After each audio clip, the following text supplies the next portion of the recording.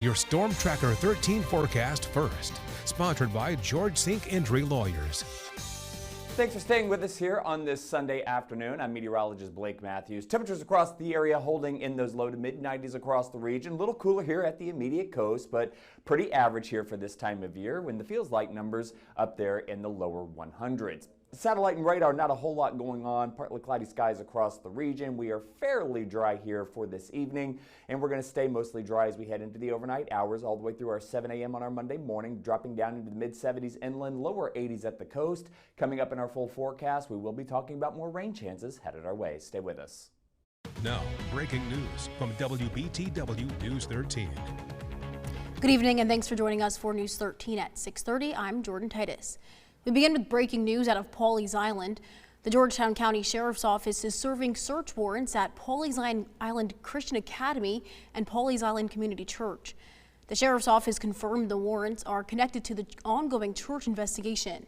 Officials have not released additional details about the search, and there has been little visible activity outside the campus. The investigation remains active.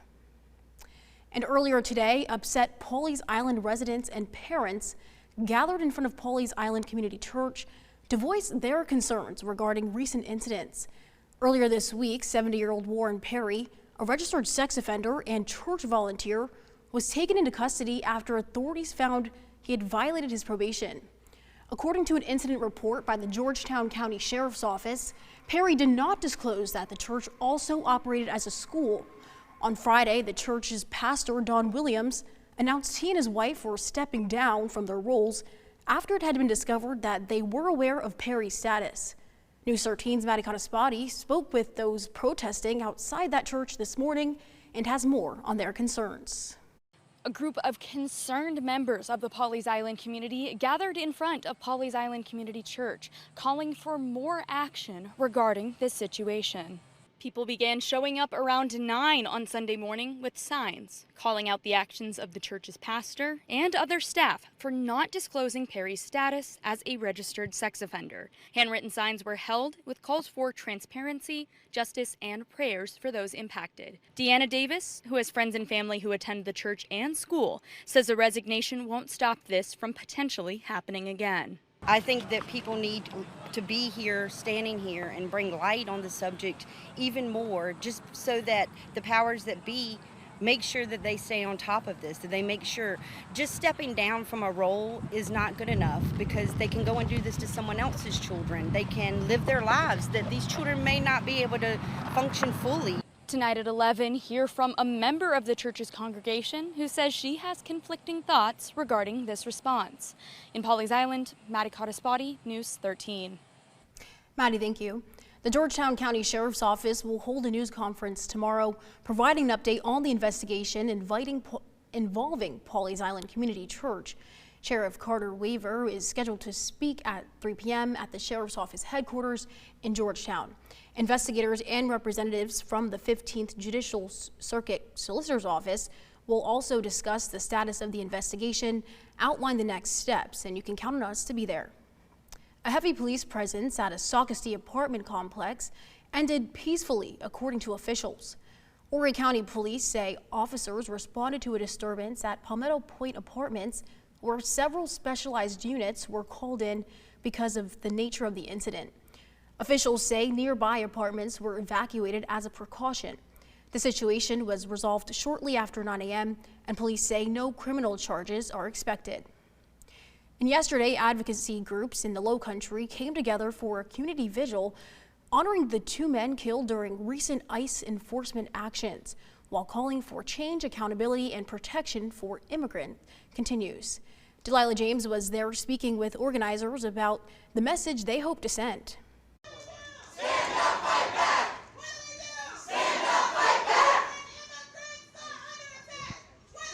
Stand up, fight back! A powerful message echoed through Park Circle as more than 15 organizations and local faith leaders gathered for a peaceful vigil and protest. So today we held a vigil here at Park Circle. We wanted to honor the lives of these 2 lives lost due to ICE. Their names are Lorenzo Salgado Araujo and Juan Sebastián Guerrero. On July 7th, Ario was killed during an immigration enforcement operation in Houston, Texas, which, according to reports, involved agents mistaking him for someone else. Guario was fatally shot on July 13th in front of his wife and 3-year-old child in Maine. Then on July 14th, a third man was killed on a Florida highway while fleeing federal immigration agents. Those events led protesters to take to the streets, holding signs and calling for changes they said could help prevent future tragedies. I think we're feeling it, that this could happen to any of our neighbors. This could easily happen in Charleston, North Charleston, Goose Creek, especially with the use of 287G by almost all of our law enforcement. And so it felt important for us to show up. Organizers say they want to see more resources for immigrant communities, more accountability for federal agents, and reassurance that people should not fear for their safety because of their ethnicity. I'm glad that today we had such a big turnout, but I want to let people know that it shouldn't take the deaths of people to bring them out here. We're here honoring their lives, but they should still be alive. They should still be here with us, and I think we should start being more proactive rather than reactive. That was Delilah James reporting. A heat advisory is in effect for all of Horry County until 7 p.m. today. Officials urge everyone to stay hydrated, limit times outdoors when possible, and take frequent breaks if you're working or spending time outdoors. Well, good news for some Duke Energy customers amid the intense heat. Customers may not see as big of a rate hike as first expected. The power of the company says it's reached a new agreement with state regulators that would raise rates by 3.7% over the next 2 years. That's much lower than the 11% increase Duke Energy was originally asking for earlier this month. The plan still needs final approval before any changes happen. And North Carolina is known for its agricultural industry, but one aspect is absolutely buzzing more than any other state in the nation. North Carolina is home to more beekeepers than any other state in the U.S., and bees are essential to make crops grow. Lee's Bees is owned by Jeffrey Lee, and he offers professional crop pollination, bee packages, and raw local honey to many grocery stores. He says bees are important to the food chain, and it costs a lot just to keep the bees alive because you have to feed them. 90% of our business is renting bees to farmers all over the country: California, Blue Diamond Almond, Maine, up in Bar Harbor, the wild blueberries, and in North Carolina right now mainly watermelons and squash. The bees pollinate 1/3 of all of our food, and if you do not have bees, you lose 1/3 of all the food that you eat. Mainly sucrose, probiotics, and multivitamins to keep them healthy. And it all started with Lee's fascinations with bees as a child, a passion that grew into a business that is now helping all of America.